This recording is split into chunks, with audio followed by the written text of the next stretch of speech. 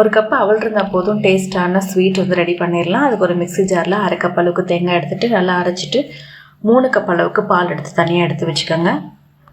ஒரு கடாயில் 1 கப் அளவுக்கு அவல், சிவப்பு அவல் எடுத்துருக்கேன். அது நல்லா வறுத்துட்டு மிக்ஸி ஜாருக்கு மாற்றிட்டு 3 ஏலக்காய் சேர்த்து நல்லா பொடியாக பொடிச்சு எடுத்துக்கலாம்.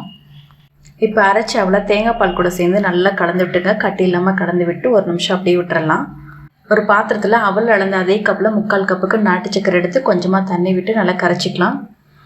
ஒரு கடாயில் கரைச்சி வச்சிருக்க நாட்டு சக்கரையை வடிகட்டி சேர்த்துக்கலாம். இது கூடவே கலந்து வச்சுருக்க தேங்காய் பால் அவல் சேர்த்து நல்லா ஹை ஃப்ளேம்லேயே வந்து ஒரு நிமிஷத்துக்கு நல்லா கிளறி விட்டுட்டே இருங்க. இந்த வீடியோ பிடிச்சிருந்தா மறக்காமல் சேனலை சப்ஸ்கிரைப் பண்ணுங்கள். இந்த மாதிரி நல்லா சுருண்டு வந்ததுக்கப்புறம் 1 டேபிள் ஸ்பூனுக்கு வந்துட்டு நெய் சேர்த்துட்டு நல்லா கலந்து விட்டுக்கிட்டே இருங்க. இது ஒரு 10 நிமிஷத்துலேயே நல்லா ரெடி ஆயிரும். இது ஒரு தட்டுக்கு மாற்றிட்டு ஒரு 10 நிமிஷத்துக்கு அப்படியே ஆற விட்டுறலாம். ஆறுனதுக்கு அப்புறமா இந்த மாதிரி ஒரு பிளேட்டுக்கு மாற்றிட்டு உங்களுக்கு பிடிச்ச மாதிரி நட்ஸு, என்ன நட்ஸ் பிடிக்குமோ அந்த மாதிரி குழந்தைங்களுக்கு பிடிச்ச மாதிரி நட்ஸை மேலே சேர்த்துக்கலாம். டேஸ்டான ஸ்வீட் ரெடி ஆயிரும். தேங்க்யூ.